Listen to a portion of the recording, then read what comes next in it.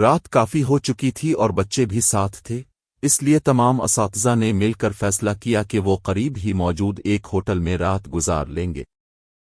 صبح میکینک کو بلا کر بس ٹھیک کروائی جائے گی اور پھر وہاں سے شملہ کے لیے روانہ ہو جائیں گے۔ وہ سب قریب موجود ایک ہوٹل تک پہنچے۔ وہ ہوٹل دونوں طرف سے بڑے بڑے درختوں اور پہاڑوں سے گھرا ہوا تھا۔ تمام اساتذہ نے بچوں کو ہوٹل کے مختلف کمروں میں تقسیم کر دیا اور رات کا کھانا کھانے کے بعد سب لوگ سونے کے لیے اپنے اپنے کمروں میں چلے گئے۔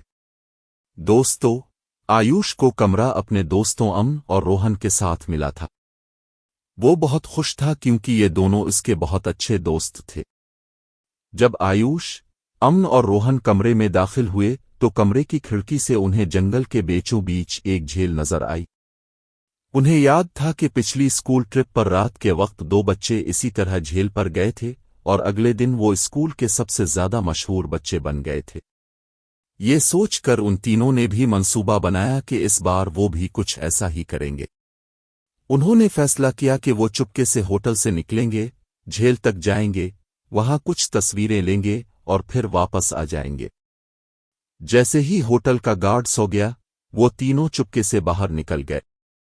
جھیل دیکھنے میں تو ہوٹل سے زیادہ دور نہیں لگ رہی تھی، لیکن وہ تینوں تقریباً آدھا گھنٹہ جھیل کی طرف چلتے رہے اور جنگل کا راستہ ختم ہونے کا نام ہی نہیں لے رہا تھا۔ رات بہت گہری ہو چکی تھی اور اس سنسان جنگل میں سردی سے ان کی حالت خراب ہو رہی تھی۔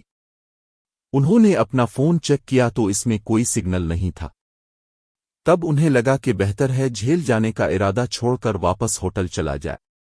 اپنے فون کی فلیش لائٹ کے سہارے وہ واپس راستہ تلاش کرنے لگے۔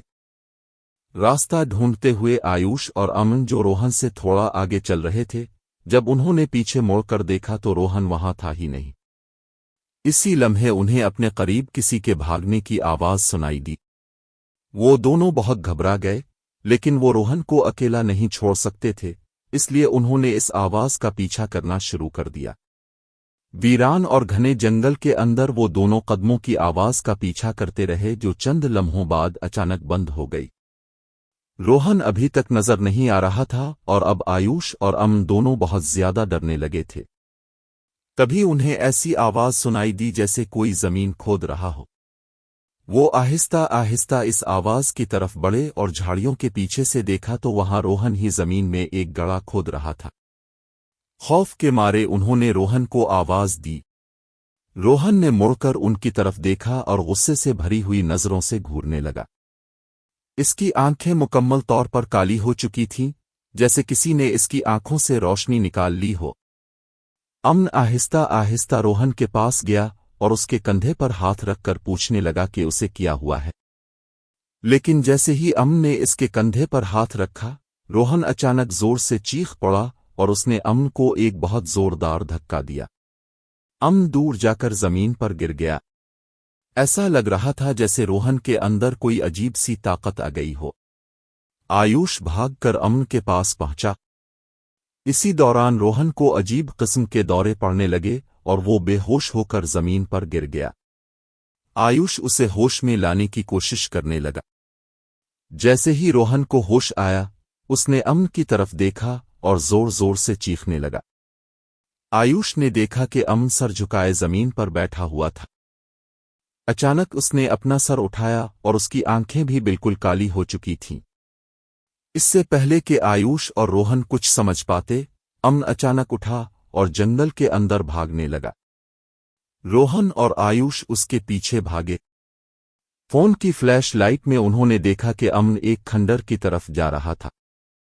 قریب جا کر انہیں معلوم ہوا کہ وہ دراصل ایک بہت پرانا ویران گھر تھا جسے دیکھ کر ایسا لگتا تھا کہ برسوں سے وہاں کوئی انسان نہیں آیا۔ وہ دونوں بہت زیادہ ڈرے ہوئے تھے اور آگے جانے کی ہمت نہیں ہو رہی تھی۔ لیکن امن کو بچانے کے لیے آیوش اور روہن اس کھنڈر کے اندر داخل ہو گئے۔ جب وہ اندر پہنچے تو جو منظر انہوں نے دیکھا اس پر انہیں یقین ہی نہیں آیا۔ انہوں نے دیکھا کہ امن بے ہوشی کی حالت میں ہوا میں لٹکا ہوا تھا اور ایک بوڑھی عورت اس سے بات کر رہی تھی۔ اس عورت کا چہرہ بہت خوفناک تھا۔ اس کی آنکھیں مکمل کالی تھیں، چہرے کی کھال لٹکی ہوئی تھی اور بکھرے ہوئے سفید بال اسے اور زیادہ ڈراؤنا بنا رہے تھے۔ وہ دونوں یہ منظر دیکھتے ہی وہاں سے بھاگنے لگے، لیکن وہ بوڑھی عورت بھی ان کے پیچھے آنے لگی۔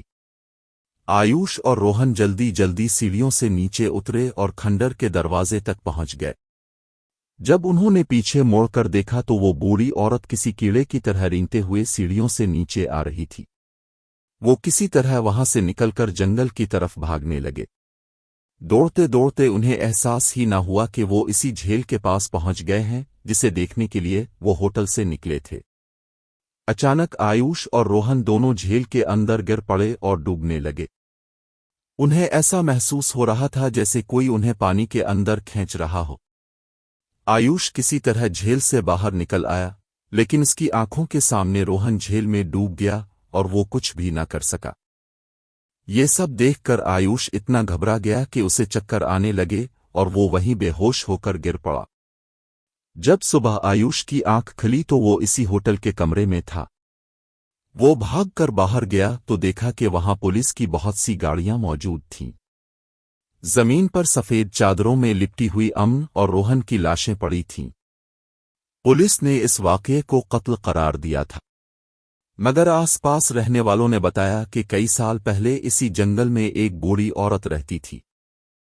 اس کا ایک گھر وہیں تھا اور وہ سب سے الگ بہت سکون سے زندگی گزارتی تھی۔ لیکن ایک دن قریبی گاؤں کے چند لوگوں نے اس کا گھر قبضہ کرنے کے لیے اس کے ساتھ بدسلوکی کی اور اسے مار کر اسی جھیل میں پھینک دیا۔ تب سے آج تک کوئی بھی انسان رات کے وقت اس جنگل اس جھیل کے پاس نہیں جاتا۔